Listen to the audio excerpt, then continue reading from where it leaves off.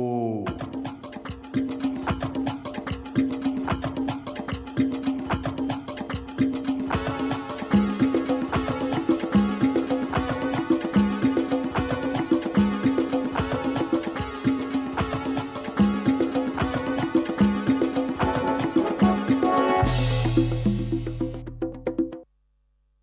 I stand here today, not just as a child, but as a nation with a voice. I am Ghana. Before the drums of freedom sounded, we were called Gold Coast, rich in land, but poor in freedom. Our gold was taken, our sweat was ignored, our voices silenced. But silence never lives forever, because in the hearts of our fathers and the prayers of our mothers, freedom was growing. And then stood tall a man, Dr. Kwame Nkrumah. He did not come with guns. He came with belief. Believe that the black skin was not weakness. Believe that Africa could stand tall. I am the cocoa farmer. I am the market woman. I am the student in uniform. I am the future in the classroom. Education Minister, Fitianeko, and Pianipia school feeding program. Every farmer's home. Say Yakuko, Unkosio, then every farmer's home. Say the income, no, ever quite a farmer's home. Arise, arise, arise, Mother Ghana. And think, let us form the right link. Else, we're falling the sink. Right from the onset. Change your mindset to meet the target set. Do not go to praise hand in cup for independence. It's how we use what we have, not what others have. Stop the canker called corruption. Fight to dwarf the progression. Say no to mediocrity. Truth and excellence is our priority. Still fanatism, favoritism, and opportunism. Above all, have the mind of Christ, freely giving our prize. This is true independence. God bless our homeland Ghana and make our nation great and strong. Thanks. Ago.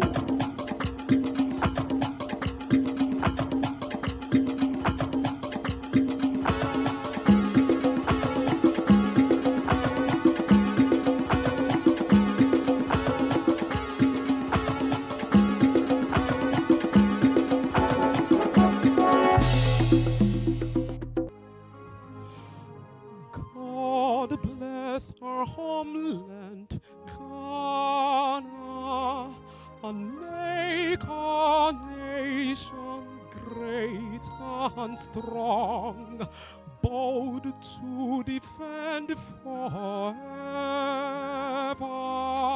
the cause of freedom and of right. Fill our hearts with true humility. Make us cherish fearless honesty, and help us to resist oppressor's rule with all our will and might forevermore. And help us to resist oppressor's rule with all our will and might forevermore. And help us to resist the oppressor's rule with all our will and might forevermore. And on that note, you're welcome to yet another exciting edition of Breakfast Daily Weekend right here on Channel 1 TV. My name is Jude Duncan. You can find me on social media with the handle at Mensa Duncan. 69 years, hooray! We are grateful to God for how far He's brought us. Of course, it's been an interesting journey, one of progress, one of promise, and of course, as some critics will say, one of also missed opportunities. But in all, we are grateful for how far we've come, for the journey and for the nation of Ghana. Today on the show, we'll be relishing in the fact that we are proudly and uniquely Ghanaian. We'll be also celebrating everything that makes us unique and also celebrating our culture, our heritage, our tradition right here on Channel One TV, as we've been actually doing all through the month of March. My name is Jude Duncan, and again, you're welcome to Breakfast Daily Weekend. I'll start off by just, quickly reminding us of all the amazing things that have been happening in the month of March as part of celebrating our Ghanaianness, right? So right here at Channel One TV and CTFM, we duly commemorated what we call the Heritage Month on Channel One TV and CTFM. It started from the 1st of March. It's still ongoing up until the 31st of March. So as part of the activities marking this month, we'll be having the on-air series. We also have the Heritage Caravan. We'll also have for you the Back to the Village Food Festival. Now, I'll start with the on-air series. What's all of this about? These are uniquely curated conversations to help us remind us of everything that makes us Ghanaian, right? Our tradition, our culture, our music, our food, our clothes, every single thing, even the way we go about our businesses, the kinds of names we have, all of that perfectly curated in exciting conversations with, people who've taken time or made it their career to study our tradition. And Fremab and Bernard will be bringing you all of those conversations on Breakfast Daily on Channel One TV, Monday to Thursday at 10 a.m. and on the City Breakfast Show, Monday to Thursday at 9 a.m. The Heritage Month on Air series is brought to you by GCB Bank, GTP, they say Lifestyle, and also Bethel Dental, as well as South Africa Airways. All of these, we are grateful for them. We are grateful to them for the support, given us during this month, so we are able to let people know about our unique story, everything that makes us truly and proudly Ghanaian. Of course, we also have for you the Heritage Caravan, which is ongoing. Yesterday, the team got to Maha Beach Resort, all the way in the Western region. And of course, as always, it's fun, excitement, entertainment, exhilarating moments, food, music, jama, partying in the bars, it's a whole lot of things. And they took it a notch higher yesterday at the Maha Beach Resort in the Western region of Ghana. They're expected to arrive tomorrow, and it would have been a week of unprecedented fun, unprecedented enjoyment, and we are really excited that for many of them, they've got to experience the country in a way that they have never, ever done. And that's what the Heritage Caravan is all about. That's what our Heritage Month is all about right here on Channel One TV and CTFM. So in your shots right now, patrons, when they visited the Akonfo Anoche Sword site in the Ashanti region, that I believe was on Thursday into Friday, then of course, the team also had so many activities, right? So many activities, way too many activities to recall. And they are just living the moment. And as you can see in your shot. So, the Heritage Caravan, hopefully, by the grace of God, they will land safely tomorrow. And I can't wait to hear the stories. A lot of the time, the actual stories don't even get told until they come back. So we're waiting for all of that when they do arrive back here in the capital. All right, and the Back to Your Village Food Festival started off as a bazaar. By your kind courtesy or patronage, it became too big that we couldn't keep it at being a bazaar. We had to elevate it to being a festival where we celebrate our indigenous foods from all cultures. Like every single culture is represented at the Back to Your Village Food Festival. And that is why we love it so much. So whether it's cooked food, whether it's uncooked food, whether it's drinks, whether it's snacks, name it, all of it and more. The good news is that you can eat over there, come with a loved one, like you can see in the shot there, or you can just buy in bulk and take home and just do good by yourself, So the Back to Your Village Food Festival is happening all through this week on Breakfast Daily. We had conversations about it. We'll keep having conversations about it until the day. And so please mark it on your calendars. You know where to be at for the Back to Your Village Food Festival happening on the 28th and the 29th of March 2026 in the year of our Lord. All right, so we still have a call out there for interested vendors of indigenous foods. They're invited to register 0205 973 973. The Back to Your Village Food Festival is powered by City 97.3 FM and proudly brought to you by Channel 1 TV. Amazing. And I'll end on the fact that you need to download the Channel 1 News app. Why am I talking about it? Because for all of the exciting content, news-related activities, exciting videos we churn out from our newsroom and our programs department here at Channel 1 TV, it's all perfectly curated in the Channel 1 News app. All you need to do is, if you use an Android phone, go on the Google Play Store, type in the search engine Channel 1 News app. You'll see it pop up, and all you need to do is tap on the install button, and you're pretty much good to go. So it's very simple, it's very straightforward. You don't need to stress about it. Download it and get all of your perfectly curated content, whether it's news, whether it's our unique programming we have here, whether it's just, trying to figure out what's happening, everything is just put together for you in a very simple manner, so you don't need to stress about that. Of course, you just need to download it and you're pretty much good to go. So please go there, share the link to someone, get them to also be a part of what we are doing right here at Channel 1 TV and CTFM. All right, on that note, we'll delve into the big headline stories for the week. A lot of them up until this morning. Yesterday, the presidency held, the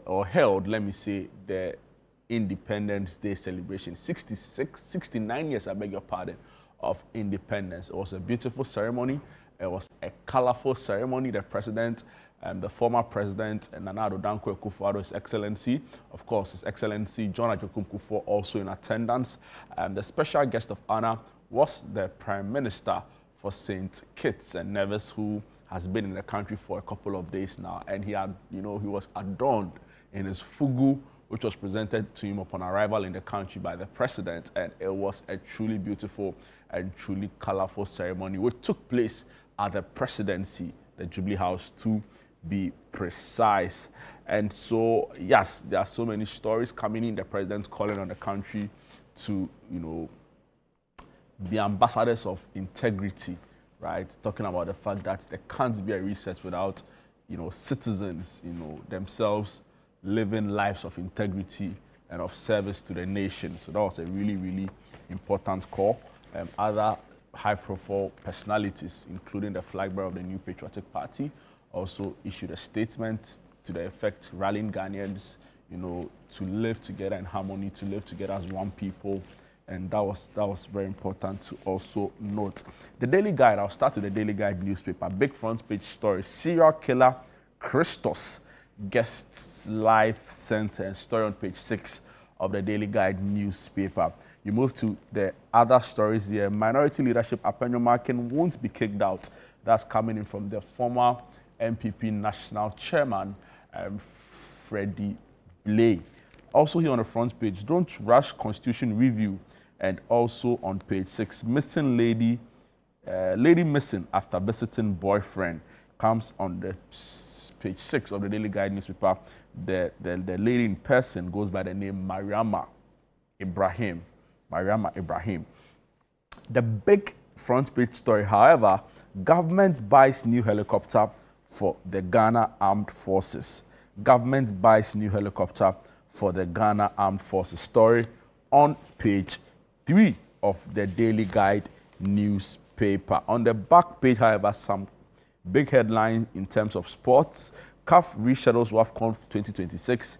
Alexandra P, who is a Ghanaian defender for the Black Queens, relishes Black Queens debut. Also on the back page, MTN FA Cup quarterfinal set for Cape Coast and Bichim. And these are the big stories on Daily Guide newspaper. I'll take you to the Daily Graphic weekend special, 69th Independence Day anniversary. President outlines new Ghana vision, and story by Kester Abraham Kranche from the Jubilee House. And also on the front page, Ghanaian battalion in Lebanon comes under missile attack. 2 critically wounded. I'll be bringing you excerpts of that story as well. Moving on to the back page, Black Queens crowned Pink Ladies Cup champions. Women AFCON dreams on hold. We are being told that CAF is trying to, reschedule the period for the competition. So we'll be bringing you that as well. The Spectator, they say they are your weekend companion. They have an interesting headline. Nkrumah's unfinished projects, nation dreams are waiting.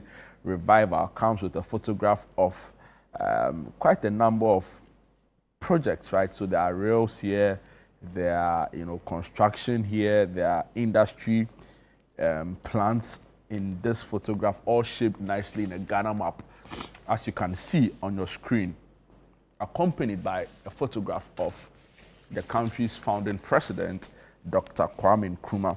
On page 3 of The Spectator, the headline, "Be concerned about spiritual foundation of children."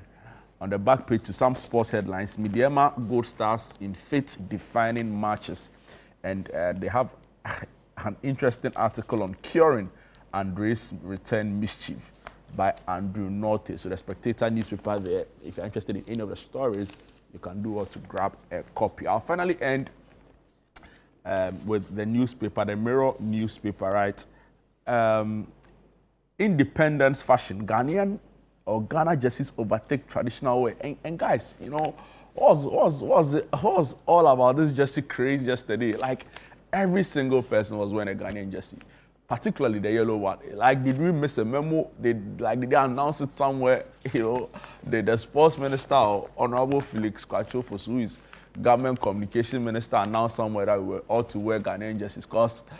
And I understand that it's become like a very hot commodity, so expensive, right? And everybody was wearing. But it was beautiful to see, people proudly show their love for country through their attire. I just want to add that patriotism should not only reflect when we have to celebrate Independence Day or there's a national day commemorating, an event or something. Patriotism is something we live through. It should be part of our daily lives as Ghanaian. How can we be patriotic?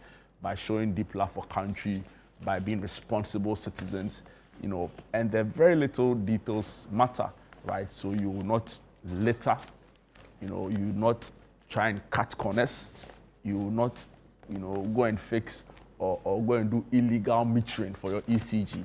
You can't do that and go and wear a jersey and say you're a patriotic citizen. You can't cut your water supply or tamper with your Ghana water meter and call yourself a patriotic citizen, or wear a nice Ghana jersey and say you're patriotic, right? You can't jump the red light and say that because it's sit match and you wore a nice Ghana jersey, you're a patriot. No, patriotism means a deep love for country. Even when the rules are difficult, you adhere to it, right? Because imagine every single person adhering to it. Like they often say, what makes a nation great is not many people doing great things, but it is everybody doing the little things. So let's all, resolve to do the little things, right? That makes us unique. And I'm sure with that, our country can be a better place for all, right? You hit somebody, then you just speed off, unconcerned, whether the person is even like alert and conscious to drive the person to the hospital. You don't mind. All you do is just speed off like that, and your conscience doesn't prick you. You can't wear a jersey on Independence Day and say that you are proudly Ghanaian. No, you are not, right? Because that wasn't the values our forefathers expected of us or left behind for us. So please, as we celebrate and as we wear Ghana jerseys, let's be minded about the things, the values that uniquely make us Ghanaians. Key among them: respect, love for one another, tolerance of diverging views or different opinions, religious tolerance, right? Of course, integrity. We should be truthful people. Some people, they lie too much, So all of these are the values that we want to see in our everyday Ghanaianness, in our everyday living here as Ghana and as Ghanaians. And I'm so confident that with that and with these little things, we can make a huge difference as a people. But happy 69th Independence Day celebration, you know. And like I said, a country that, or a people that do not know their history are bound to repeat the mistakes of the past. So we don't want to repeat the mistakes of the past. And so we want everybody to be minded about doing right by themselves, you know, even as we expect our leaders to ultimately bear the responsibility in terms of the development needed so much for this country. But I'll move on to citynewsroom.com and read some of the big headline stories here. Citynewsroom.com, 2 Ghanaian UN peacekeepers injured in missile strike in Lebanon. Really, really tragic story. Kufuor, Ghana must embrace knowledge-driven leadership. That's coming in from the former president, His Excellency John Agyekum Kufuor. There's an interesting picture story on the 2026 Heritage Caravan as patrons touch down at Maha Beach Resort. And over here, ideas, research, and innovation will shape Ghana's future. That's coming in from the president, His Excellency John Dramani Mahama. We are suffering in Parliament. In Koko MP laments delayed payment. Chief Imam urges renewed commitment to constitutional democracy and interfaith harmony. Rexec also in the news from the Volta region because whole central mosque remains closed. That's an order they issued. Akufo-Addo, His Excellency, former president of the Republic, says Ghana's liberty must be protected. Police arrest popular content creator Hayford over publication of obscene material, and assemblyman shot in daylight robbery at Agona Asafo. Some other stories here. Dome Kwamenya is in the news, right, as their MP cut swords for a 5.2-kilometer road project in Nama community. Petrosol denies diverting premix for marine gas oil. And President Mahama yesterday at the Independence Day celebration also said the Women's Development Bank in final stages of implementation. I'll take you to some other stories very briefly here. We are suffering in Parliament. In Koko MP laments delayed payment. And King Charles praises Ghana-UK relations in Independence Day message. From the Minister of Telecommunications, right, and Digital Technology and Innovation, Samuel Nate George, says no telecom operator will get head start on 5G. That's coming in from Samuel Nate George. And I'll also take you to the Channel One News app, right, because there are so many big stories over there as well. They have a story from the Independence Day celebration where the president is rallying the nation for a new Ghana, right? That story is on channel1news.com. Also here, they have an interesting photo story of the 2026 Heritage Caravan as participants enjoy scenic Maha Beach Resort. Some other stories. Assemblyman shot in Agona Asafo robbery spree. And Mahama announces plans to strengthen Ghana's research fund. Police arrest content creator Hayford over online obscene content. And in Lebanon, Ghana battalion base hit by missiles, 2 soldiers injured. Moving on to some other stories. Ghana targets small seafaring jobs for youth. Maritime Authority speaking there. And Ghana begins stakeholder consultations on responsible AI adoption. The Deputy Minister for Finance is in the news as he says government is pushing for macroeconomic stability to tackle Ghana's housing deficit. And the Securities and Exchange Commission revises 2026 statutory levies for Ghana's capital market operators. And these are the big stories from Channel One TV, Channel One News Online. And I'll end with GhanaWeekend.com, right? This is where you get all of your exciting entertainment news, big stories from. They have an interesting story on the Heritage Caravan, as they also report on. They have a picture story from day 4 from the Morley Park. In fact, all the days is curated and is on Ghana Weekend. They also have the story about patrons who visited when they visited the Maha Beach Resort to scenic views, you know, amidst other stories. So over here as well, Gomwa Easter Carnival launched in Accra. Big story comes with a photograph of the tourism minister as well as the member of parliament for Gomwa Central, Kwame Obeng, popularly known as A+, together with some other people. Dr. Sunudo, he was interviewed by Frema earlier this week on the birth of music and modern Ghana. He said high life is a cultural fusion, not ethnic music. Also, again, Dr. Sunudo, he said high life mirrors Ghana's social and cultural evolution. Ibrahim Mahama is in the news as well. He says, my old jet now serves Ghanaians as an air ambulance. And this got a lot of people talking, a lot of his supporters, particularly excited about his decision to gift the nation an ambulance, in terms of using for medical evacuations and all of that. All right, and these are some of the big stories on GhanaWeekend.com. Log on and get to read for yourself all of the interesting entertainment stories. But just before we go, right, I want to bring you the story on Ghanaian battalion in Lebanon as they come under a missile attack and 2 are critically wounded. Story on page 13 of the Daily Guide Weekend Special. Now, the story reads, 2 Ghanaian soldiers serving on peace. Daily Graphic, I beg your pardon, page 13. Story by Jocelyn Kafui Inyaji. It says, 2 Ghanaian soldiers serving on peacekeeping duties in Lebanon were critically wounded when the Ghana battalion headquarters came under missile attack yesterday.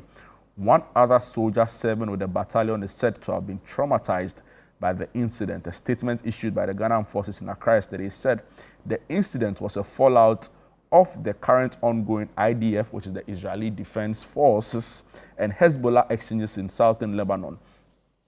The story goes on to say the Ghana Armed Forces wishes to inform the general public that as a fallout of the current ongoing IDF and Hezbollah exchanges in southern Lebanon, the Ghanaian battalion headquarters in the United Nations Interim Force, Lebanon, came under 2 missile attacks between 5:45 and 5:52 local time. The statement signed by the acting director in charge of public relations of the Ghana Armed Forces, Captain Veronica Adjo Ahin, said 2 soldiers were critically injured while 1 other has been traumatized. Additionally, the officers' mess facility also got hit and has been burnt down completely. The injured are receiving treatment at the level 1 medical bunker and are currently stable while arrangements are underway for their evacuation to the United Nations Interim Force in Lebanon headquarters referral hospital.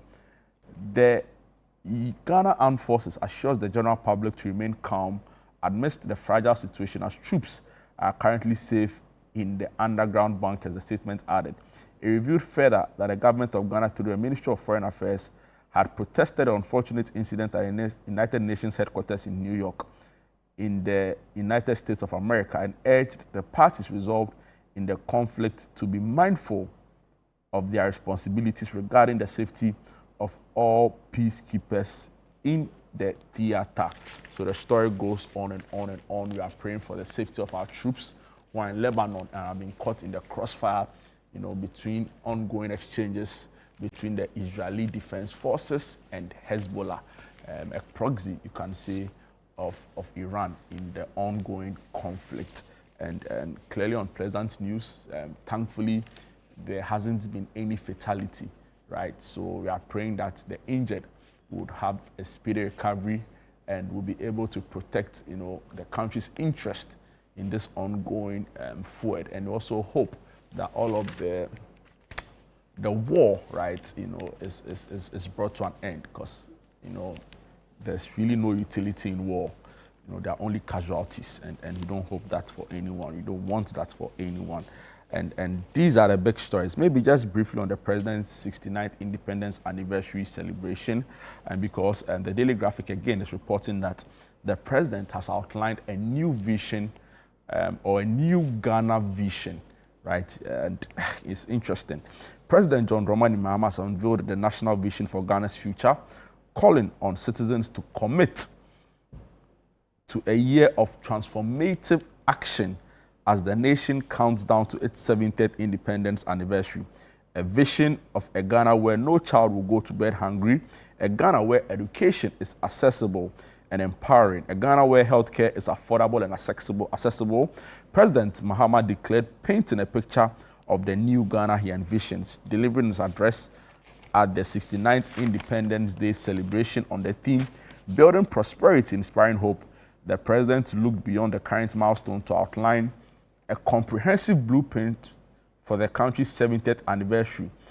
President Mahama emphasized that the upcoming 70th anniversary was not just a date to be marked on the calendar, but a deadline for tangible progress. He urged citizens to use the coming year to reaffirm a collective mission, including building a nation with world-class infrastructure, a digital connectivity from Aflao to Hamile, and an economy that produced what it consumed. It's something we've been very hard on here at City FM, right, and Channel One TV. Even with our Eat Ghana Rice campaign, we are pushing the need for us as a country to, at the very least, eat what we grow here, right? So we joined the president's call to say, let's all make it possible. And now this is the quote from the president. It says, "We have stumbled and often felt disappointed in ourselves, but we have never given up." President Mahama said, acknowledging the nation's challenges while celebrating the resilient spirit of Ghanaians. He goes on to say, "Today, we celebrate how far we've come. And when we leave here tomorrow, we must commit ourselves to how far we will go." What an absolutely inspiring quote, right? So, yes, thank you very much, Your Excellency, President John Dramani Mahama, for showing a lot of leadership. And also, we've seen the call for the buffer stock to purchase local rice. According to the peasant farmers, they are not happy because previous calls, previous similar calls in that regard were not adhered to. According to Dr. Charles Nyaba, who I interviewed yesterday, even though we are celebrating independence, there's not that push for, eating what we consume, for supporting our local farmers. And he said that even though the president had previously said in the past that we need to support local farmers by, purchasing their grains, purchasing their produce, that call were not adhered to by some, players within the space. And so they are not happy. The president has reiterated a call again and will be following, and hopefully this time around the concerns of the farmers are addressed. But that will be it for our news review segment right here on Breakfast Daily Weekend on Channel One TV. My name is Jude Duncan. The show is live and interactive. I would love to hear from you, your thoughts, your comments, anything that boggles your mind. I have a big question for you, however, today on the show. 69 years of independence. There was a lot of promise, there was a lot of progress, you can also say, and some believe that there's also been a lot of missed opportunities. So promise, progress, missed opportunities. What are you most grateful for in terms of 69 years of our existence as an independent country? And of course, what are your challenges, your concerns about our 69 years as well? I'd love to hear from you, your thoughts on this particular subject. Just send a message via the number on your screen currently, and I'll be glad to read all of it across. We'll be right back after this break. Don't go away. Ago.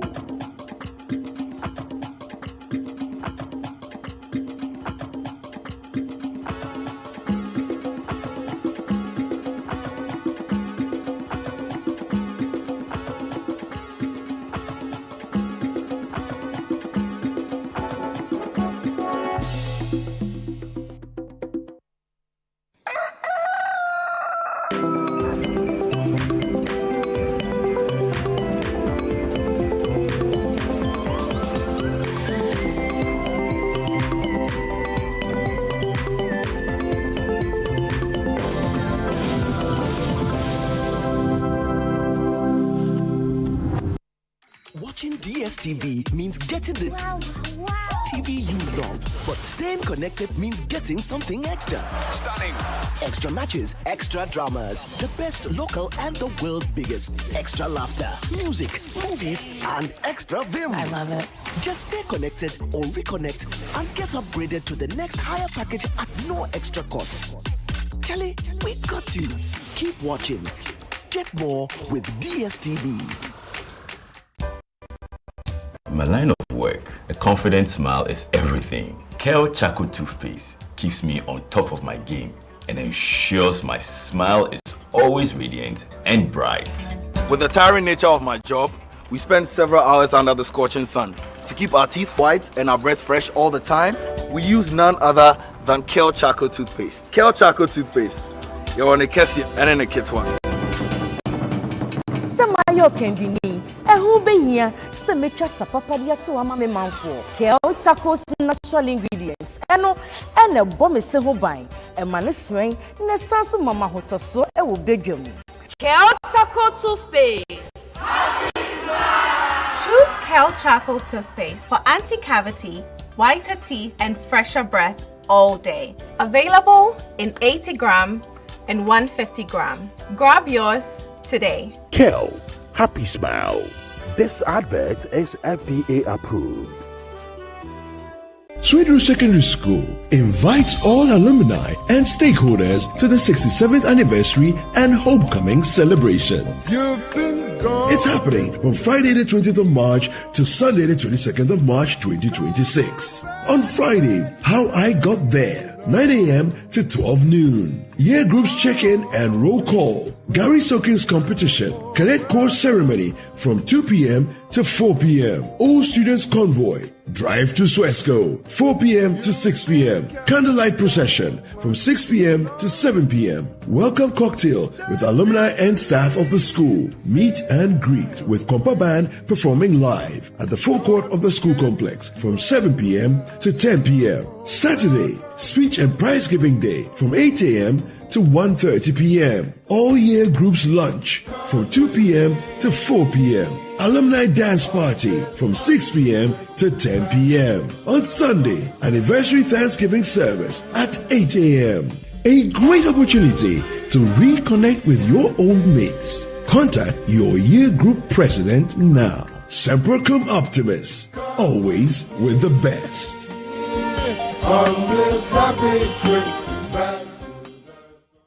No money, no connections, and no support? Can you really build something from nothing? This week on Lifeline, we're talking about how to start with nothing. Join Bishop Fred Kranchi Mensah and his guest, Professor Joseph Asafwedu, as they discuss practical steps, relatable stories, and the mindset you need to begin even when you feel unprepared or broken due to setbacks. Welcome to Lifeline. I'm your host, Fred Kranchi Mensah. I'm excited that you have joined us today. What does it really mean to start all over with nothing? Looking at it from the financial point of view, looking at it from the social point of view, and then also looking at it from the psychological point of view. That's a very interesting question, and thanks for that. And it is at the heart of the human condition. It is to say, another way of stating that is to say that you can come to a certain stage in life where you have sunk so deep into abject poverty. Poverty at all life, at all sides. And some will call it multi-dimensional poverty. Lifeline airs every Tuesday and Thursday at 10 p.m. only on Channel 1 TV.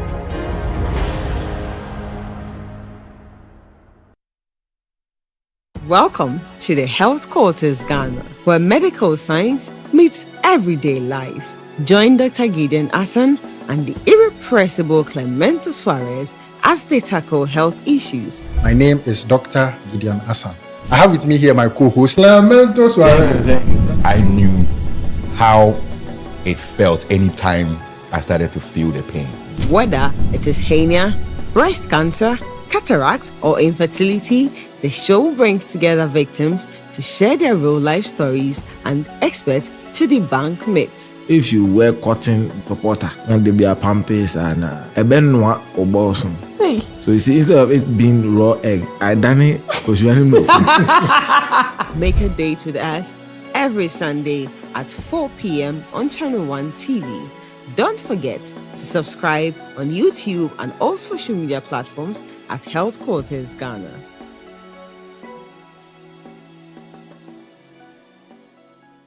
I'm not done any bad thing. No, I can do that. Your room is very. Oh, mommy, daddy, she went to my room. She didn't keep long. She just went in and she's coming back and she has come back. Good day, sir. Good day, madam. Guess she went into your room to deposit some charcoal. Of course, I know her. She's Salma, the charcoal seller's daughter.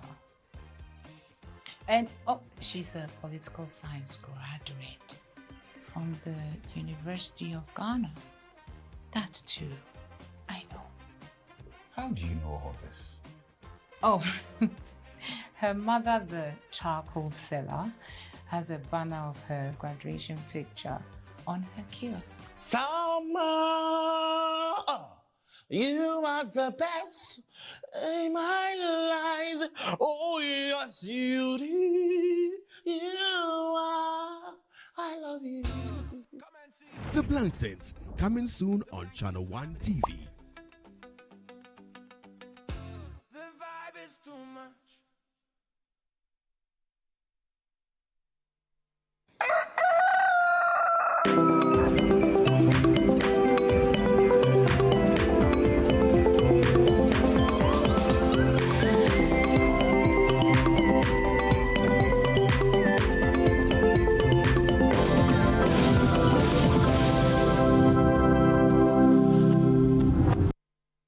Ago.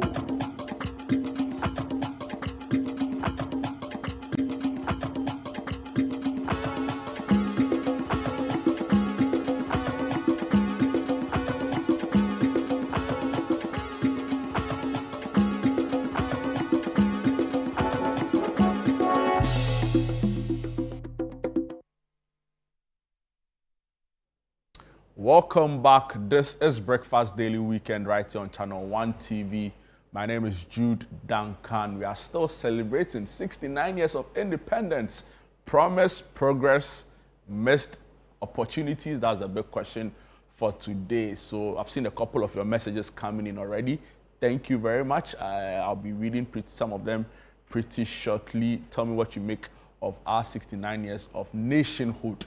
Right, and I'm really interested in it. Can be a question, it can be a comment, it can be an experience you want to share.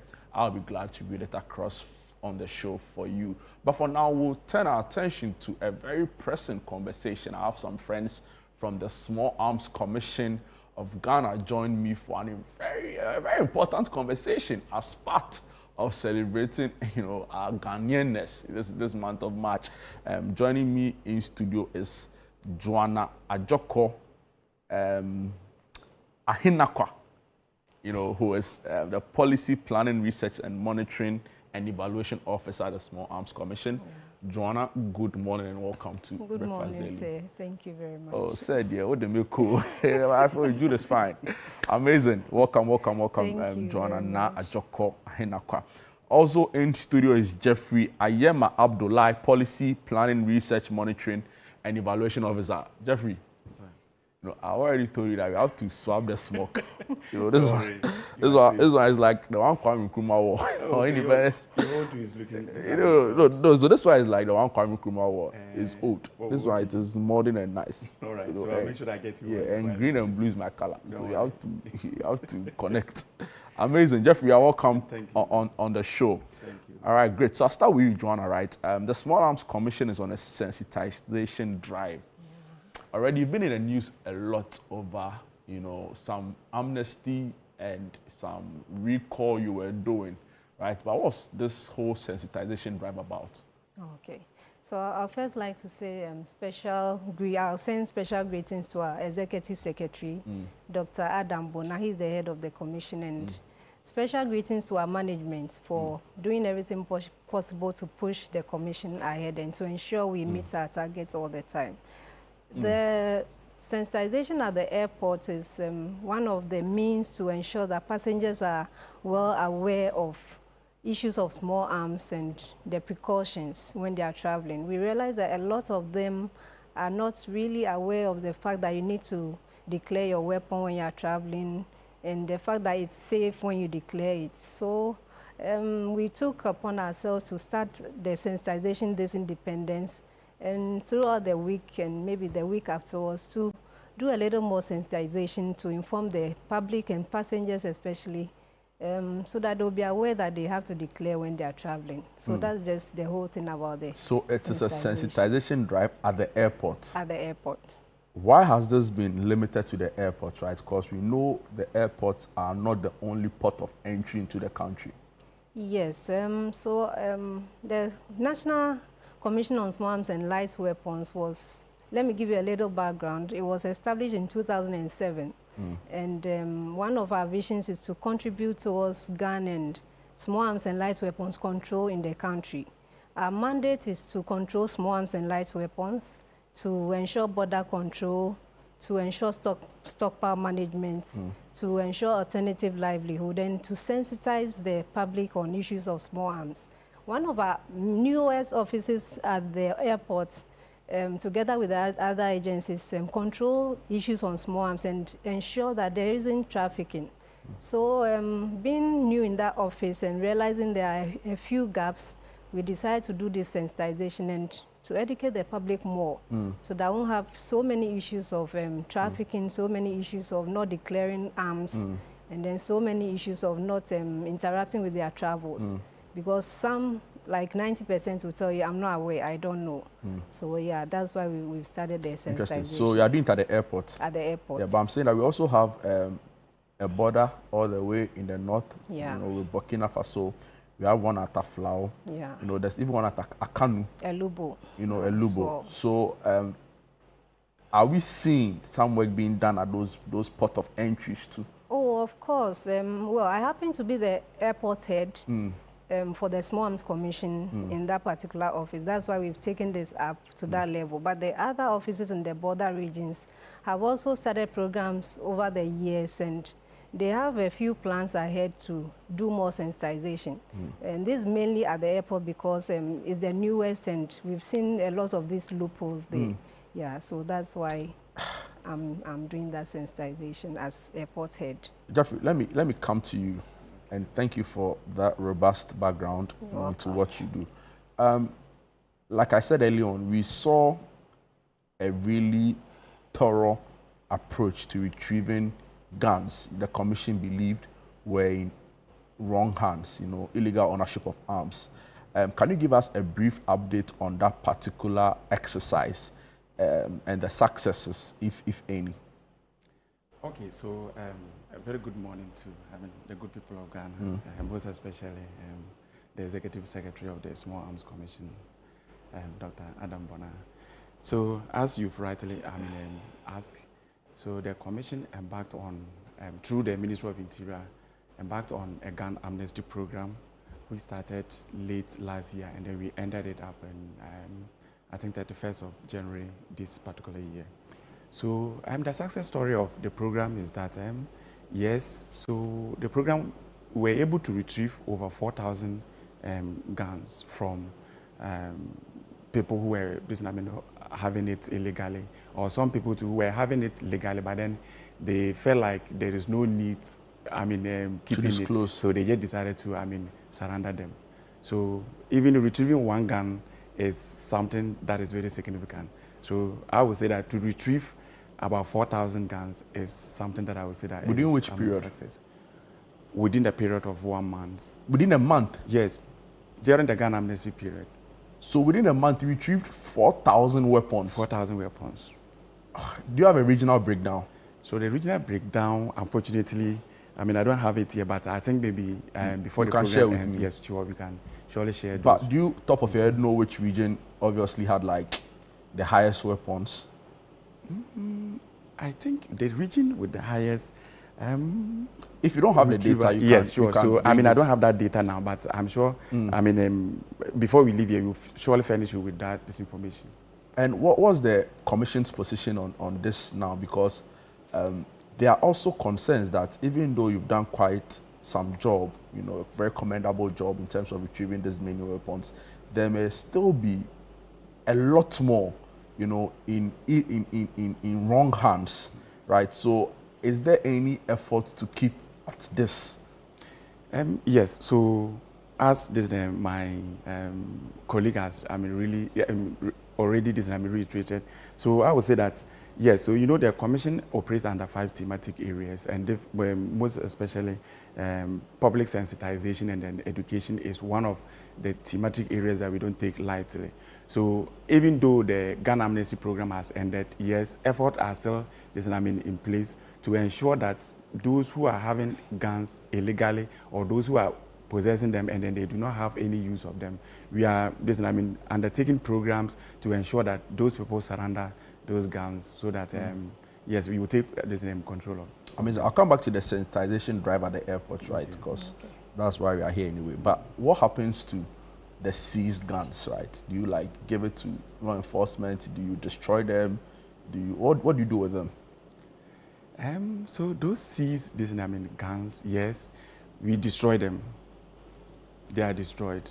So we usually make sure that they are destroyed in the eyes of the public, so that they will know that these guns that we have seized, we have seized from you, they are being destroyed. We are not going to use them for any reason, for our own interest or something like that. So Wow. they are destroyed. Amazing. John, let me come back to you. So you are embarking on this. How long is this project going to last for? Oh, yeah. So we started yesterday. We are hoping to continue it throughout the week and hopefully end next week. But sensitization doesn't end, so we keep educating them every now and then. How common are issues of people wanting to travel with guns, you know, through the airport? Oh, it's very common. It's very common. And it's not an offense. It becomes an offense when you refuse to declare it and it's found at the screening area. There's no way you have it and we will not get to know. Yes, so it's very common. People do travel with it. Yeah.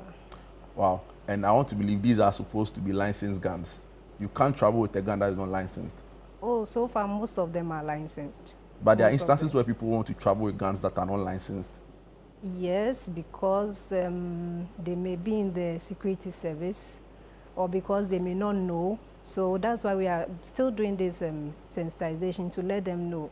Even if you're in the security service, your gun must be licensed. If you are not in the security service, your gun must still be licensed. Before you travel, you must show your valid documents to show that you've licensed it. Yeah, it's as simple as that. Let me be clear. The Small Arms Commission is the entity responsible for licensing guns in the country.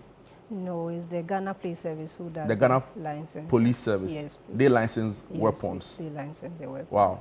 But you just have to ensure that if you are traveling, and also that the weapons are not in the wrong hands. Yes, please. Wow.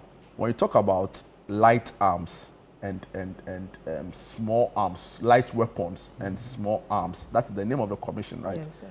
So is this only for guns, as we've been saying, or other light weapons as well? Yeah, it's for other lights. So when you talk about small arms, these are weapons that can be used by one or two people, that can be handled by one person. But when you talk about light weapons, they are very huge weapons that can be handled by 3 or 4 or more people. Yeah, so that's the difference. So like a knife? A knife is not a weapon in that sense. And when it comes to small arms and light weapons, a knife is it's a child's play. Yeah. So or is it limited to firearms? Yeah, pistols, rifles, yeah, they are all types of small arms. And what do you say a light weapon is? So a light weapon should be like, how do I call it? Very, very, very huge weapons that are used during wars. Yes. Yeah. Wow. Because you get the idea that anything really can be a weapon, right? So like people even have like the thing they used to chase birds. Wow, amazing. So I come to you, Jeff, now. Happening at the airport all through the week. What are you hoping to achieve with this? Okay, so we are, hoping to carry a simple message across. We are trying to send a message to our to travelers, people who are traveling. We are encouraging them to declare their firearms. If they get there and then they are stranded or whatsoever, they don't know what to do, they should approach the various security agencies that are present at the airport there. They will take them through as to what they are supposed to do. Usually we encourage that they declare. Once you declare, there are forms that we fill. We take the details of the weapon, the handlers of the weapon, the manufacturers, and then the ammunition that you are carrying before the weapon is handed over to the airline crew, so that they will keep custody of it until you get to your destination. Then the weapon will be handed back to you safely. But when you enter into the plane, you are not allowed to have possession of the so weapon. you can travel with the weapon, but you can't sit in the plane with the weapon. No, it has to go through a different process. Yes. Donna, can you just very briefly run us through? Right, so I'm a traveler. I get to the airport. Do I come to your desk? Would you have a desk or an office at the airport? Yes, we do have an office at the airport. And this is both arrival and departure? Yes, please. So you have an office there? Yes, please. So if I'm a traveler and I have a gun with me or a rifle with me, do I come and disclose at your office, or I can go through a process online? Okay. All right. So let's go through the steps. As you are traveling, you buy your tickets. So that's the first point. You inform them, I'm traveling with a weapon. I'm traveling with a firearm and its ammunition. When on the day of travel, before 24 hours, you have to inform them at the check-in counter. You have to inform the airline that you are traveling again with your firearm and ammunition. As soon as you mention that, they will call the security services in charge. That's the NIB, the Small Arms Commission. We will have a sheet we'll go through with you to take your documentations. Then we have a safe place we keep it. We'll give you a copy of the key. The airline, the aircraft captain will also have a copy of it. So it's a safe process. It will be kept as a safe place for you. When you get to your final destination, you take, you'll be given the form to, you go through the form again and it will be released to you. So most of them fear to declare because they think it's not safe. It's very safe. You just go through the process. They keep it very well for you. You get your final destination and it's given back to you. It's as simple as that. What happens to someone who doesn't declare and is caught trying to travel with a weapon? Okay. So once you get to the airport and then you fail to declare, and then you try to enter the plane with it, you will definitely be apprehended. Once you are apprehended, you'll be treated as a criminal, but not someone with good intentions. Because if you really have good intentions, you should be able to declare it at the point of this check-in, so that the airport staff will take custody of it. As this we are saying, the reason why usually the airline company takes custody of the firearm is that you can just imagine being up there and somebody having a gun with him. You can imagine the havoc that the person can cause. So honestly, I find it very, very wild that there are actually stories of people wanting to travel with guns on the plane. Yeah. Because maybe I watch too many movies, but anyway. So wow. I think this has gone down quite well. I think let me add one more thing. So as you are traveling, you should have a valid license. On you all the time? On you all the time as you are traveling. So that's what you use to you declare that you have the weapon, then you show your valid license. If you refuse to do that, in addition to what he mentioned, you'll be arrested, your weapon will be confiscated, your travel will be cancelled. And it leads to an imprisonment not less than 5 years. Yes, so these are some of the things you may go through if you don't declare your weapon as you are traveling. Joanna, you wanted to add something? I think basically, yes, basically that is what she just mentioned. So we encourage that all travelers are not supposed to declare their guns before they embark on their trip. Once you fail to declare, it means that you are having something. You are having a motive. Yes, there's motive. So in that case, then you'll be treated as a criminal. So when you are apprehended, you will not be treated with kid's glove. So, Joanna, Jeffrey, thank you so much for your time this morning and for the public education and sensitization. Right, we want to hear from you more often, and also on the progress of this particular drive. Grateful. Good job done. In retrieving the guns as well. Viewers, that's all time will allow us for our conversation today with our friends from the Small Arms Commission. And they are calling on all, especially persons who want or for some reason have to travel with their licensed guns, to please declare before you go, or you'll be treated as a criminal. And they said we'll be doing this all through the week, and they promised to come back to share with us, some progress report on this particular one. We'll take a quick break. When we are back, we go straight to our friends on the Heritage Caravan and get to find out from them all what is happening right now in terms of the fun, going on. Don't go away. We'll be right back after this break. Ago.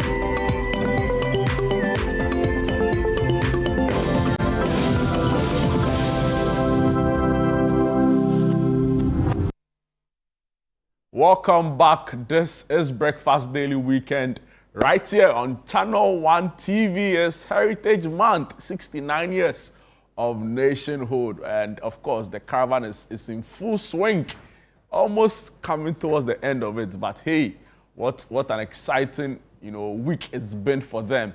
And now we delve straight to the Maha Beach Resort to just get updates on all of the exciting activities on display with our caravanites and Eno Safo, who ordinarily supposed to be sitting here with me and abandoning me on the caravan. Is the Eno, good morning and welcome to Breakfast Daily Weekend. Good morning, Jude. How are you doing? I'm fine by the grace of God. How are you doing yourself? I am amazing. A little tired, but still feeling amazing. Don't tell me. You can't tell me this story. Tired, man. I'm telling you this story. I saw you. I'm telling you this story. You don't even start. This is day 7, right? It's been 7 days traversing the rough terrain of the country. So I am tired. Believe me when I tell you that I am. Yeah, but I saw you have a lot of fun too, right? I saw you dance. Oh, yes. I saw you sing. I saw you do everything, right? How has it been? What's the experience like?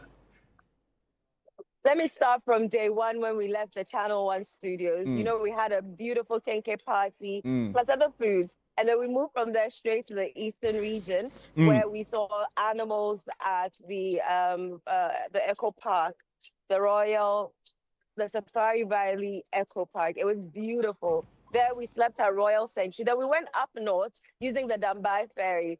Now, a lot of our patrons had never seen the ferry or even been on one. And so it was the first time experience for them. We were scared because, as a reporter, you've reported on countless occasions about how many times the Dambai ferry has stopped. But we crossed successfully. And then we went to Bolgatanga, where we had an amazing, amazing time at the Ganas Hotel with the Bolgawi Day Fair, the Paga Pond. People refused to sit on the crocodiles, but I made a friend. He's called Mr. Pa. He's one of the crocodiles at the Chief Crocodile Pond, and it was amazing. I saw From there, you. we came to the northern region. You saw me sit on him. You, Yeah, that you, was you Mr. look Park. you look scared going near the. You look scared going near the crocodile. Oh, you know, this is my second time, so it wasn't too scary. So from Bolga, we came to the northern region where we had an amazing cultural display at the Dakwema Palace. But before then, we went to the Mole National Park. We went to the Larabanga Mosque. And we came to the Mystic Stone where they told us that. Let me tell you the funny story about the Mystic Stone. That when they were constructing the road, they moved the stone. And the next morning when they came, the stone was back where it was. So that's the name. How can they tell me the story? I mean, yeah, they told us that story. No, And so some they way. believe that it's a mystic stone. It was a beautiful story. The Dakwema Palace just blew our minds. Have you ever seen a horse dance before? A horse dance. Yeah, a horse dance and do different skills. So that's what the horses did, and there were other cultural displays going on. We also came down to Kumasi, where we went to the Komfanoche sword. They wouldn't let us try to pull it out because it symbolizes the unity of Asante Shamai, so we weren't able to pull it out. But we're here in the Western region. We had an amazing, amazing, amazing beach party last night. That's, if you hear croaks in my voice, that's the reason why. But we have our managing director, Samalata Mensah, and I'm going to bombard him right now, even though he's having breakfast. I'm going to ask him that how has it been able to sustain the caravan for 10 years? I'll be the one asking the questions now. Yes, you're on TV. I'll give you 2 minutes of your time. So Jude wants to know. Jude, ask your question. Let me ask the man. You said you want to ask him something. It's not a question. It's a statement. It's a statement. It's a statement to the effect that I've been abandoned. So what is he doing about it? Jude says he's been abandoned. Why have you abandoned him? You heard that answer yourself. He says we're coming back, so don't worry. But so man, this is the 10th anniversary. You sustained the Heritage Caravan for 10 years. What did it take to do that?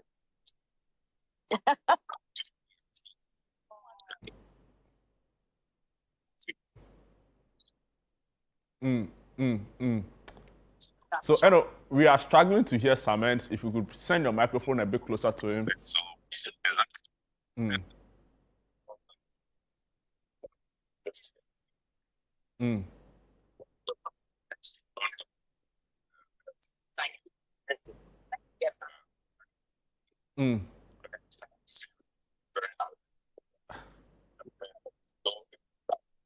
Hello, Eno. Yeah.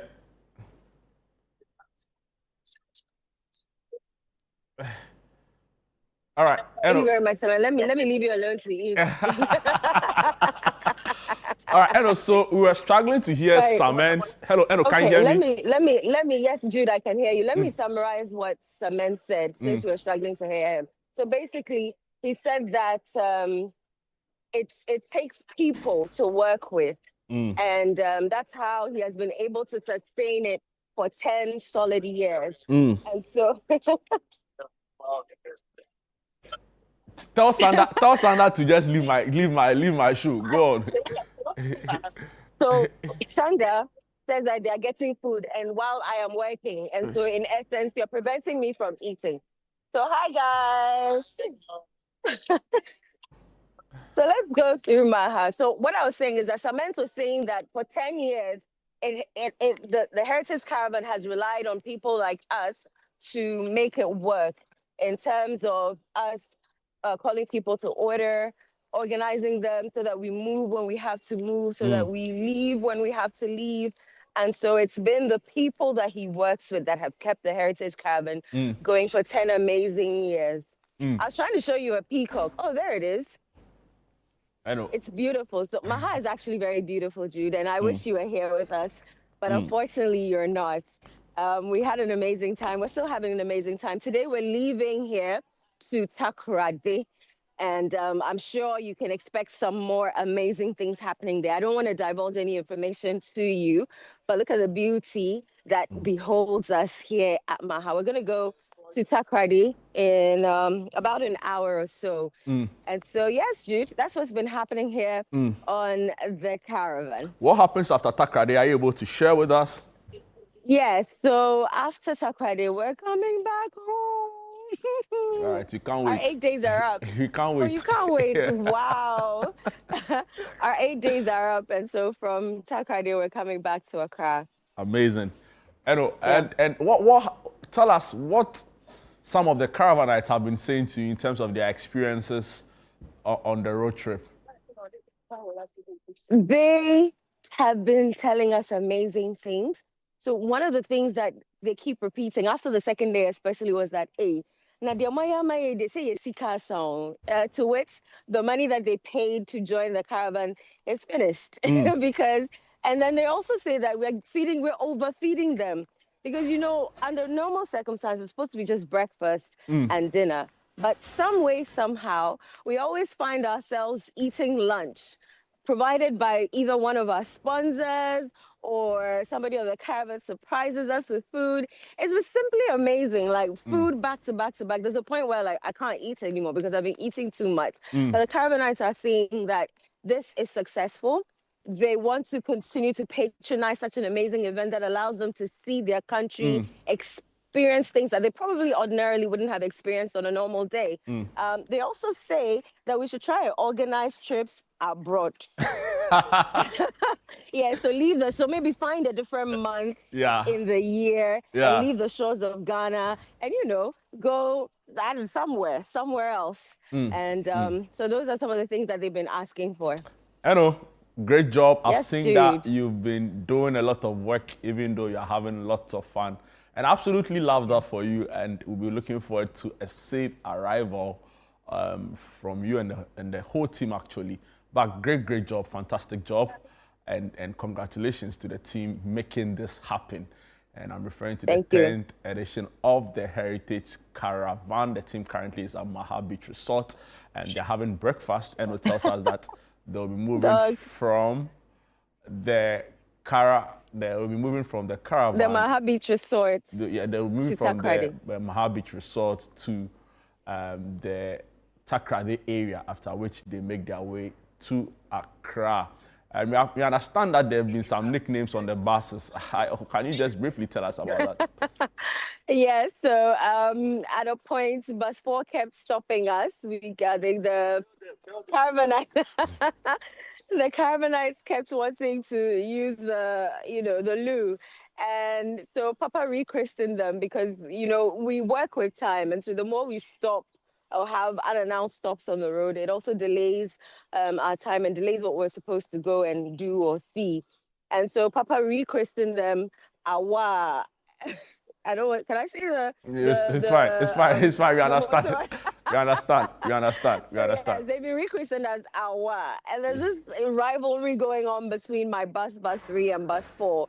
And it's just crazy fun. It's just crazy fun. Absolutely interesting stuff. Thank you so much, Eno Safo.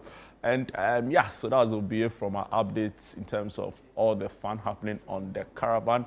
It's now time to just bring you all of the exciting things happening around you. And I'm referring to our What's Happening segment, right? Already we've spoken a lot about the caravan, beautiful scenes and exciting, times, good food, good music, just a good laugh, and all of that is happening on the Heritage Caravan, the 10th edition, really. And I'll start off with a Back to Your Village Food Festival, a 2-day celebration of authentic Ghanaian cuisine set for March 28th and 29th at the Ifwa Sutherland Children's Park, very close to the National Theatre here in Accra, actually opposite the Kempinski Hotel, right? It's going to be fun. It's going to be amazing. 10 a.m. to 6 p.m. each day. Pure indigenous food. It's a festival of local food, and you don't want to really miss out on this exciting event happening later this month. So please book your calendars, mark it already, cross out the day. Yeah, it's a day for celebration of Ghanaian food. So that is on the 28th and the 29th of March this year. Also, the Kenke Festival 2026 is happening and is scheduled for yes, the Kinky Festival. This is a celebration of Gakinki, you know, and it's happening this March, and all the details will be coming out pretty shortly. So it's a call for you to anticipate this.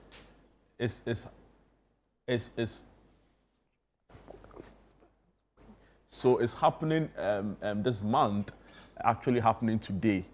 So yes, let's take note of that. 1957 Boxing Night also is up and happening today on the 6th of March 2026 at the Koforidua Total 2 Park. And this is brought to you by the T-Bar. It's happening at the T2 Bar and Grill in Koforidua, and this is by the SP Sports Promotions and the PKO Boxing collaboration with the T2 Bar and Grill. This is at the Koforidua Total 2. The VVIP is going for 200 cedis, VIP is going for 100 cedis, and regular is going for 50 cedis. A host of partners and of course sponsors making this happen. We'll move on to the Ghana CEO Summit, right, which is scheduled to take place on the 7th to the 8th of May 2026. So Glitz Africa presents the 11th Annual Ghana Women of the Year Honors 2025 and the Ghana Female CEO Summit, and they are calling for sponsorship and inquiry. So if you are interested in this, you know what to do. You can call the number 050-158-1226. And so the Glitz Africa Ghana Women of the Year Honors 2025. We'll move on, and we have the Story House, right? The Story House is happening. It's a creative gathering happening today from 5 p.m.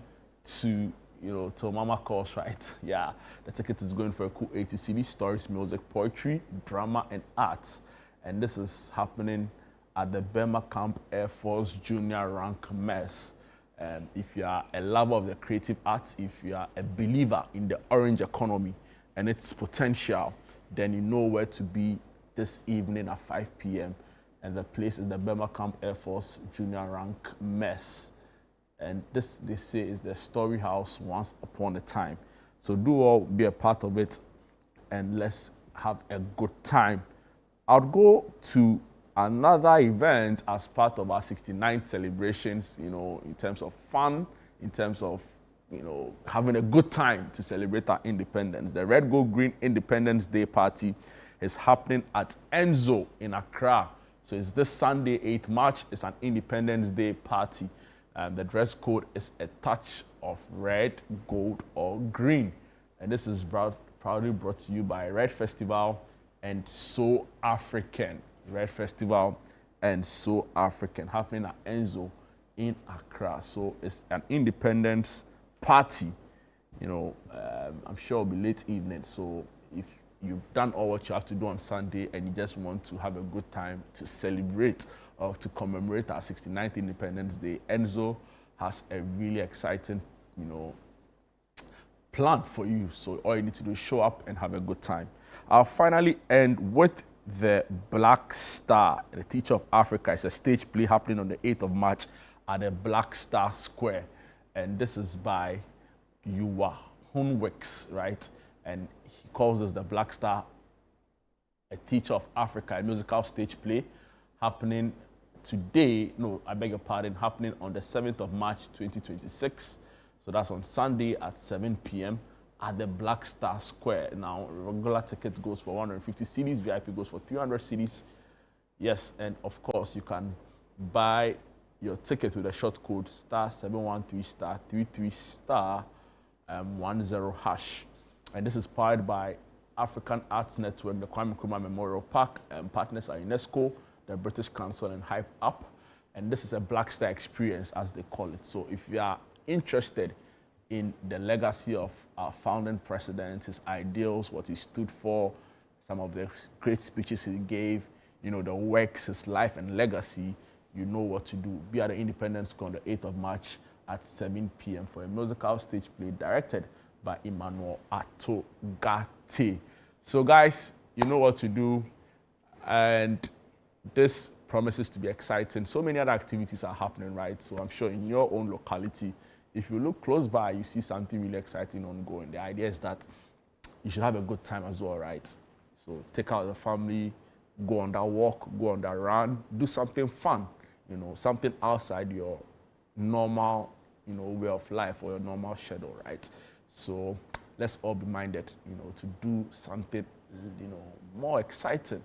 And just before we go on a break, I want to just, by way of information, bring to you again some of the really exciting scenes, the sight, the feel, the music, the moments on the Heritage Caravan 2026. Remember, it's the 10th edition and it's been absolutely breathtaking, absolutely amazing. Let's take a look at this particular clips.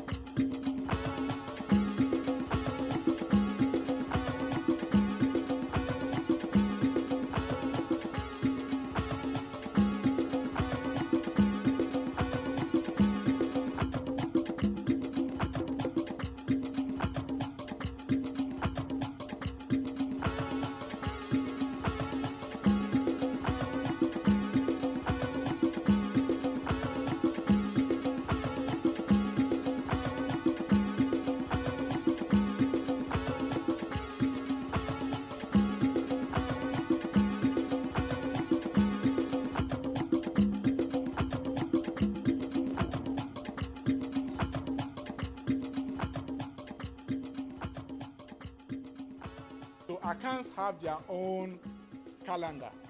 The calendar is 42 days a month, not 31 days. And the year is made up of 9 months. And always the 42nd day fall on Sunday, which Asantes celebrate as a festival called Akwasidai. And Akwasidai means the state of asleep. That's the Adai. We used to honor the ancestors who has passed on. So these are some of the culture of the Akan people. But in the olden days, the Akan people were not having a centralized king. They were not having one leader. And this brought conflict among themselves. They were fighting each other for power. And those who were weak were conquered by those who were strong. So by the year 1620, a kingdom called Dintra was at its peak level. They are able to capture about 50% of the tree-speaking people. So when the year ends, the Dintra kingdom received items from those that they conquered. And the items were gold, red clay, firewood, and others. During the reign of one of the kings of Dintra called Intim Jakari, he adopted a tyrannical system of ruling, and this system led to the formation of the Asante Kingdom. And where we are now used to be their place of meeting. Among them was Okomfanochi, who was a traditional priest.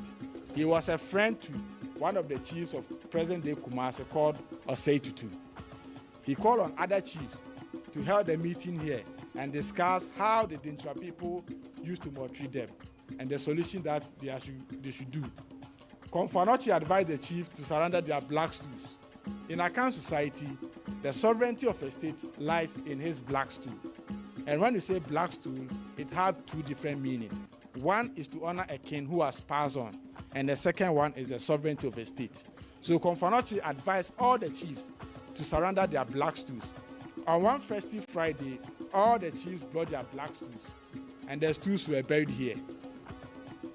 After the stools were buried, they were told to cut their hair and their fingernails. They burned it to ashes and mixed with palm wine for them to drink as a covenant. The leftover was smelled on the stools that were buried. Then a sword was placed on the ground in the middle of the stools to seal the unity of the group. And he said that the day that this sword will come out, the unity collapsed. He prophesied that this place that he has planted the sword will be a place of healing, a place of birth. That is why they built a hospital around and named after Okomfanochi in 1954. The contract was awarded to a British construction company called G. Walker and Slater. So at times, our mothers prefer calling this place G. During the construction, the contractors made an attempt to remove the sword, which they was unable to pull the sword out. The news spread across, and people came in, attempted to pull the sword out. And notable among them, the late Muhammad Ali. In 1964, he visited Ghana, and he was here to see the sword. And during Muhammad Ali's visit, there was no structure on this place. This wall wasn't built around the sword. He made an attempt to pull the sword because he said to the people, I am the strongest man on earth. So if I'm given the opportunity, I can remove this sword. Muhammad Ali also attempted this sword. He wasn't able to bring the sword out.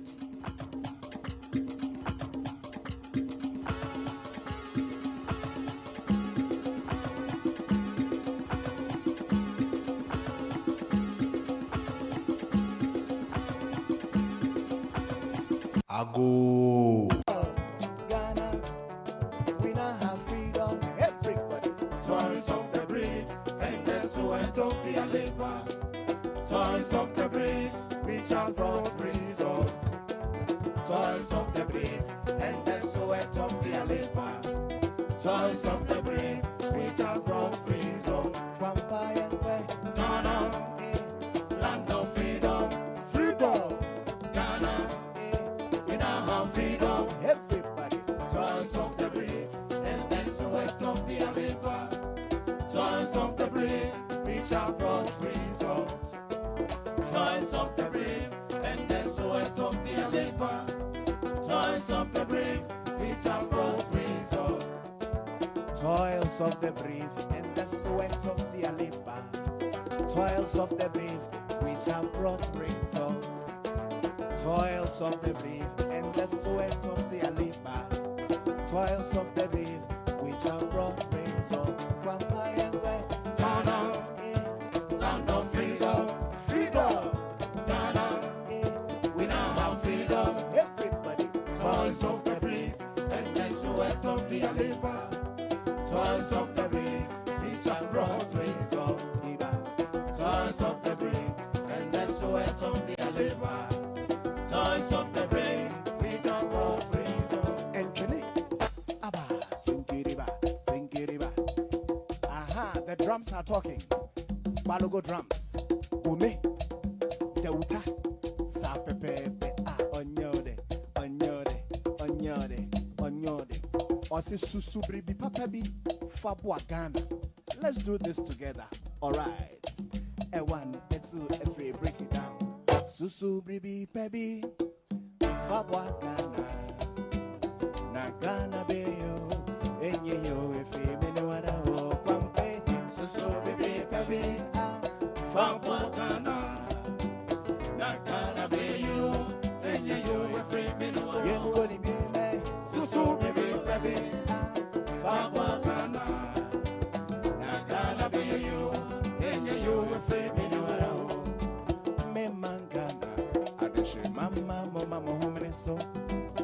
Yemfa biakoye neodo. Yemfa some ye may. If it's all me, yanka say jabadia. Nana numdi, I say, edge it to home. Enti as a man say, and some Ghana ye. And yes, I bet that chinchima will be baby and from Quambayanka. So baby, Fabwa Ghana. Not gonna be you, and you if you go to game. So baby, Fabwa Ghana. Not gonna be you. You were famous, no one at home. Me mangana, I be sure mama, mama, woman is so. Young Fabia, your dog, young fan, so my may. If it's all may, your young Cassage, Apadia, and Nana Numti, I better say, I did it to Homa. Empty as a man of say, and some Ghana, ye. And yes, I bet that chinching back will be baby and for Papa. So baby, Fabwa Ghana, not gonna be you, when you were famous, you could be me. So baby, Fabwa Ghana, not gonna be you, when you were famous. Kunsu, and Papemo, won't find your man. And contemponing conconsa, won't find your man. Anyhow, the corona, and also won't find your mind. Pesamin Kumenyanso, and also won't find your mind. Empty as a man of science, some Ghana, ye.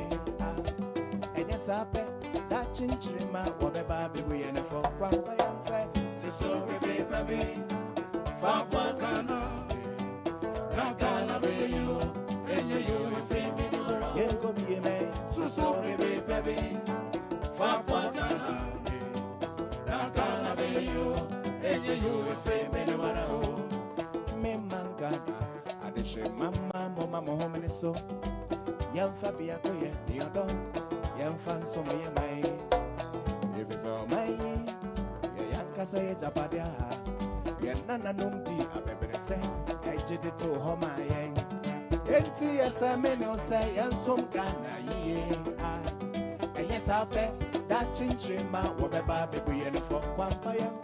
So baby, Fabwa Ghana, not gonna be you, and you were famous. You couldn't be me. So baby, Fabwa Ghana, not gonna be you, and you were famous. Kunsu, and Papemo, won't find your mind. In contemponing conconsa, won't find your mind. Anyhow, the chrono, and also won't find your mind. Pesamin Kumenyanso, and also won't find your mind. Empty as a man will say, and some Ghana, ye. And yes, I bet that chinchima will be baby and for Quambayan. So baby, Fabwa Ghana, not gonna be you, and you are famous. So baby, Fabwa Ghana, not gonna be you, and you will free me no. Inti Ose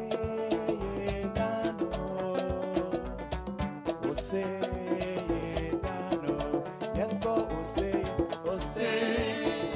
Gano, Ghana Ose Gano, my wedding year, my wedding is a wolf free Ghana, my wedding. Ago.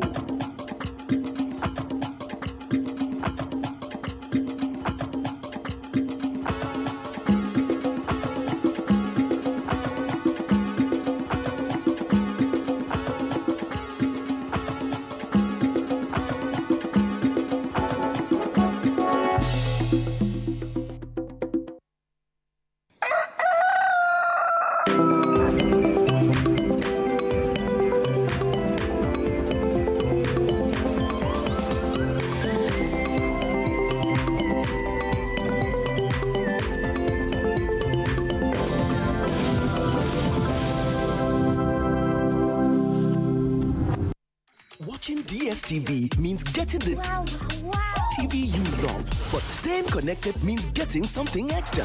Stunning. Extra matches, extra dramas, the best local and the world's biggest. Extra laughter, music, movies, and extra vim. I love it. Just stay connected or reconnect and get upgraded to the next higher package at no extra cost. Charlie, we got you. Keep watching. Get more with DSTV. The Ghana Exim Bank is 10 years old. Hooray!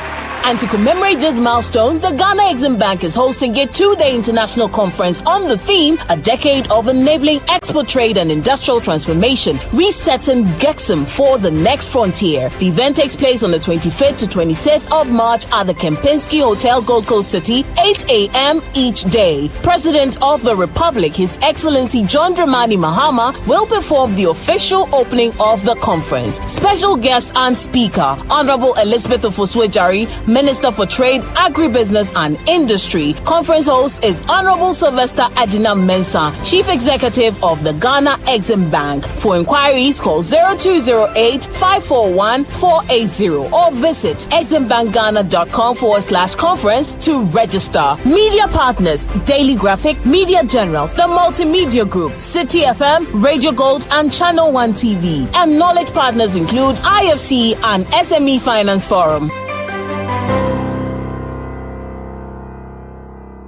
Welcome to the Health Quarters Ghana, where medical science meets everyday life. Join Dr. Gideon Asan and the irrepressible Clemento Suarez as they tackle health issues. My name is Dr. Gideon Asan. I have with me here my co-host, Clemento Suarez. I knew how it felt anytime I started to feel the pain. Whether it is hernia, breast cancer, cataract, or infertility, the show brings together victims to share their real life stories and experts to debunk myths. If you wear cotton supporter, and there be a pampers and a benwa or bosom. So you see, instead of it being raw egg, I done it because you didn't know. Make a date with us every Sunday at 4 p.m. on Channel 1 TV. Don't forget to subscribe on YouTube and all social media platforms at Health Quarters Ghana.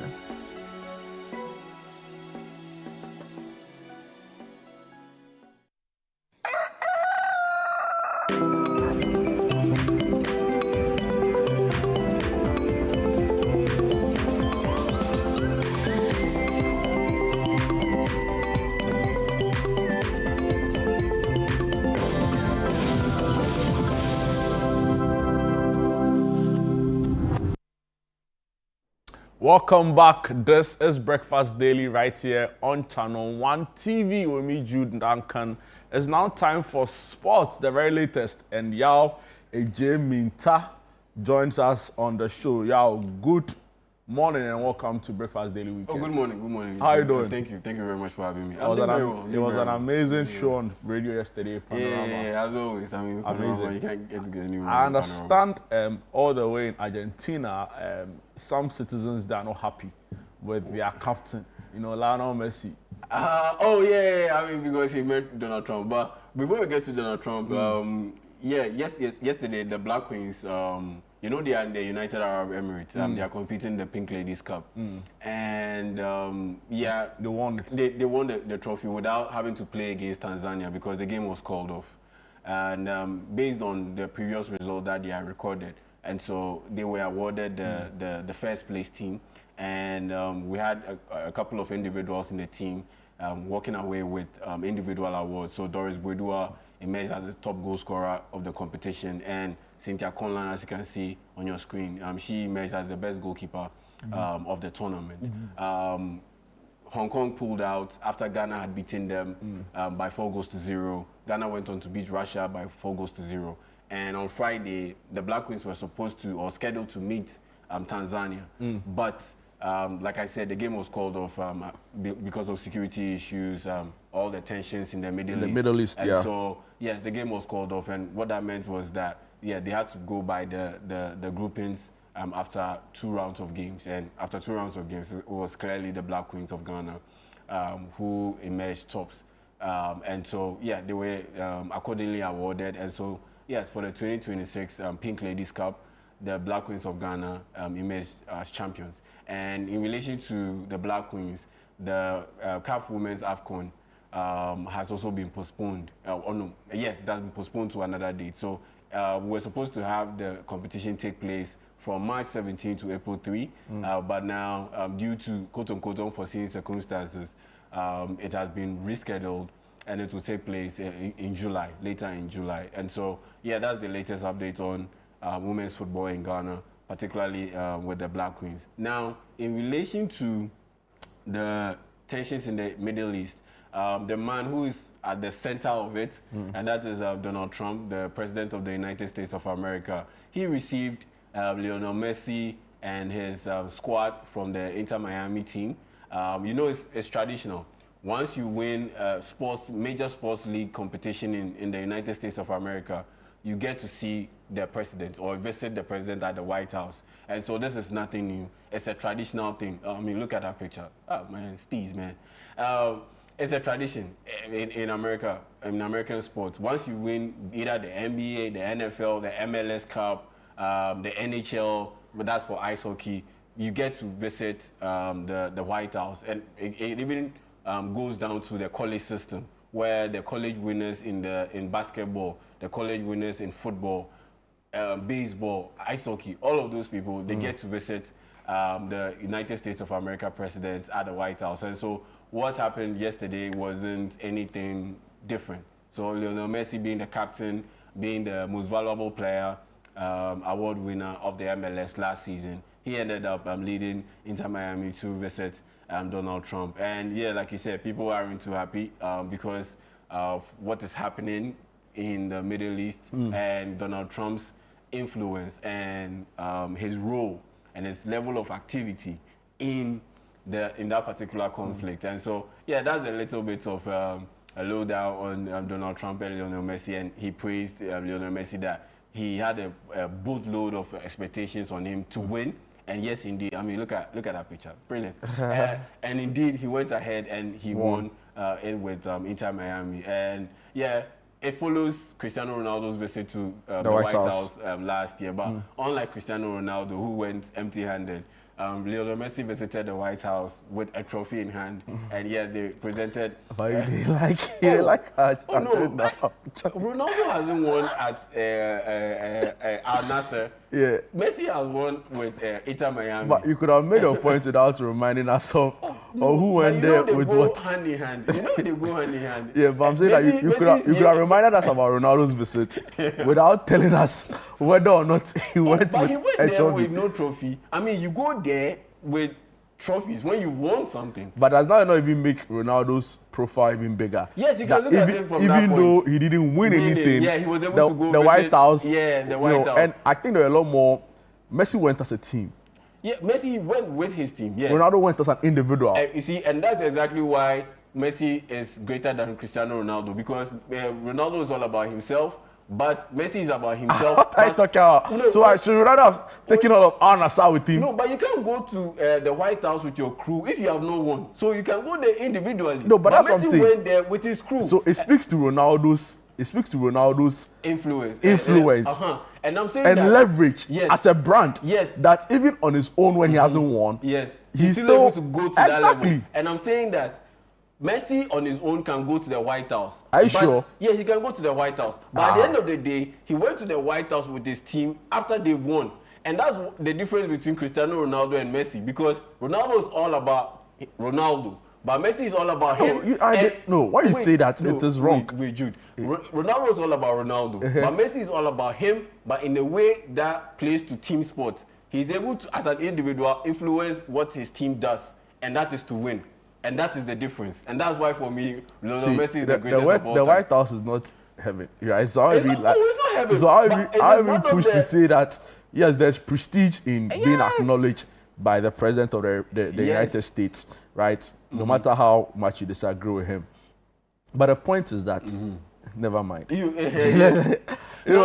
on America, they are one of the 3 countries that will be hosting the World Cup. And Ghana has qualified to the World Cup. And yes, earlier this week, it trended for like 2 days, almost 3 days straight, Dede Ayew, Capito, Capitano, whether he's going to the World Cup. I wrote a whole article about it because earlier this week marked 100 days to the start of the World Cup. And 100 days is, yes, definitely a significant... Yeah, I'll ask you a mark. question on that. But are we ready, right? You follow a lot of international politics. Yeah. Mexico, we know the issue with the cartel. Yeah, the cartel. You know, it's El not Mencho really, and his it's few not folks, El yeah. Mencho, exact. It's not been completely doused. Yeah. Of course, Canada themselves, even though they are perpetual brothers of the US, they are not too happy with the Trump administration. Yeah, they have their issues. You know, Major we all issues. listen to McCartney's speech where he says you're either at the table or on the menu. You know, directly in relation to some of the Trump administration policies. Then you come to the US themselves at the center of a war. In fact, I've heard critics also say indirectly they could be behind all of the tensions, even in the Pakistan-Afghanistan war. You know, then you come to the main thing that's got a lot of people talk. Are we ready for the World Cup? Yeah, I mean, we are ready for the World Cup because at the end of the day, even at the height of the insecurity in Mexico, following the death of El Mencho, Mexico played an international friendly game against Iceland. It was mainly home-based players against Iceland. Iceland has mainly home-based players. And so they played it, I believe, last 2 weeks on a Wednesday at the height of the insecurity after the death of the cartel leader El Mencho. And Mexico beat Iceland by 4-0. And the Mexican Open, that's in tennis, it was recently held. And so they've shown that they can manage the situation. And it's likely even going to improve once we get to June. Because between now and June, a lot of things will improve. The security will improve.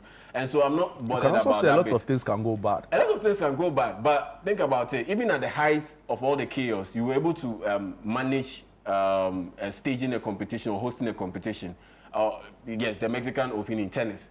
And then you were able to host an international friendly game involving one of the host nations. And so I think, I believe that it will even get better because at that point, the security will be heightened because definitely US will definitely be involved when it comes to the security provision for the World Cup, be it in Canada, be it in Mexico. Because at the end of the day, if you have a situation where one of those other host nations end up messing up, quote unquote, with their security, it will jeopardize the entire competition. So in that sense, you want to spread it out and ensure that there's even security across board. Let's come to the team you are sending to the World Cup. You are making a point on Dede Ayew. Oh, yeah. With Dede Ayew, I wrote an article that he will go to the World Cup. But within the article, I made my point that I personally do not believe that he should go to the World Cup. But because of other extenuating factors, he will go to the World Cup. And it's simply because at the end of the day, that's one of the main reasons why we are where we are as a country, that we cannot address the elephants in the room. We do not attack issues or problems with brutal efficiency. And that's the reason why we are where we are. And that's the reason why we are even having this discussion, because in another serious country, again, Ghana is not a serious country, I'm sorry. But for footballing reasons. For footballing reasons, okay. In another serious country, the Dede Ayew's World Cup journey would have ended the moment we exited from the Qatar 2022 World Cup. After he missed that penalty, that would have been his end. And his last international competition would have been in Cote d'Ivoire. But some way, somehow, we are still dealing with this issue when we should be moving forward. A serious country like Morocco, the coach that got Morocco to the semi-finals of the World Cup, the first African nation to get to the World Cup semi-finals, he got so much pressure that he had to leave his role. Why? Because at the end of the day, he did not win the AFCON on home soil. That is what a serious country... Is that Instagram post on the Brahim Diaz reply true? Regarding the Panenka? Yeah. Yeah, Roman Saiz, his teammate, who retired after the AFCON, he criticized Brahim Diaz that he thought he was just going to smash that penalty down the middle and get Morocco the win. And so he thought that he was a little bit too ambitious, a little bit too confident, and he went for the Panenka. So, yeah, he criticized him. It was in an interview with a French-based journalist. So the Morocco coach is gone? The Morocco coach is gone. Then they've replaced him with Mohamed Wabi. He was the head coach for the under-20 team. he got them to win the Under-20 World Cup. So back in the day, it was only Ghana being the only African country to win the FIFA Under-20 World Cup. Just last year, Morocco equaled that record. He was the guy that led Morocco to win that Under-20 World Cup. Alcel Astete. Yeah, Alcel Astete. And you should have seen Morocco play in that World Cup. I think that display, the way they played, the flamboyance that they showed, the flair, and the attacking instinct, I think it did a lot of convincing that, okay, yeah, this guy is next in line. And once Regragui couldn't get Morocco to win the AFCON, you could tell that, yes, they saw it as the end of a cycle, that we have this brilliant group of players, and we feel that we've come to the end of a cycle. Like Wapim, you can't get this team to go any higher. So you need a fresh guy to come in and be able to get things. And we are bringing in Dedayu. And we are bringing in Dedayu, and that for me is my problem. And people are making this argument that yes, indeed, it's very likely that this World Cup will have an expanded squad. So instead of your normal regular 23 players, you have likely 26 or 28 players. And it's true. Fine, granted. And so people are making this argument that one of the fringe sports, we should give it to him. And my argument is no, that one of those fringe sports, you should be giving it to youngsters. Players like Prince Amaku Jr., another Right to Dream Academy youngster who is at FC Norge. Because they need that exposure. They need that exposure. And I made this example of Brazil. Brazil has given you that template. They have won the most World Cups.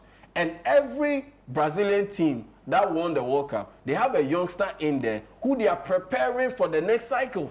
Ghana, we used to do it. 2006, it was led by the squad that Ben Kofi, the late Ben Kofi, put together, the 2002 group, and they grew up together, and they got us to the World Cup. The 2010 group, another cycle started because it was the 2009, the DIU squad who won the Under-20 World Cup. That started that process. Achimambedu, Jonathan Mason, Samuel Lincoln, all of those guys, they were part of it. We moved to 2014. Then, unfortunately, the cycle ended. So why is it that we are having an issue introducing players who will kickstart the next transition or the next cycle? Because even in 2022, we brought in youngsters. Fatawu Shahaku and Co, they were part of it. Danlad Ibrahim, they were part of it. So why are we Banye. So why are we having an issue bringing in youngsters to kickstart the transition, all because we want the DIU to go to the World Cup? Honestly, for me, it doesn't hold water. Football Republic, is it on today? Yeah, Football Republic is on today. We'll be delving into the FA Cup. Last night, Liverpool ended up beating Wolverhampton Wanderers by 3-1. And so they've qualified to the next stage of the competition. And yes, we'll be also talking about the Spanish La Liga. Big games coming up tonight. Athletic Bilbao, Iñaki Williams' team will be taking on FC Barcelona. And we'll be getting a preview to the Spanish Cup final because Atletico Madrid will be taking on Real Sociedad. And in the FA Cup, Newcastle will be taking on Manchester City, a big game. And so we'll see if Antoine Semenyo can continue his wonderful run of goals that he's been scoring these days. And so, yeah, that's the wrap on sports for today. And yeah, kindly join us on Republic of Football on Channel 1 and on CTFM at 2 p.m. We'll take you all the way to 5 and give you everything that you need to know. And thank you so much, Yao Minta. You know, always a pleasure speaking to you on issues like these. And yeah, the decision is for you to make, right? And we hope that those who manage our football are minded to do right by Ghanaians. And on that note, we end today's show. Thank you so much for being a part of our morning right here at Channel 1 TV. This is Breakfast Daily Weekend brought to you by my very good self. Ideally, you would have Eno with me, but she's on the caravan having a time of her life, right? She'll be joining us hopefully next week when the caravan by that time would have, been back. Grateful as always for being a part of the show. Catch you same time tomorrow at 7 a.m. for Sunday breakfast. Be good and bye-bye. Ago.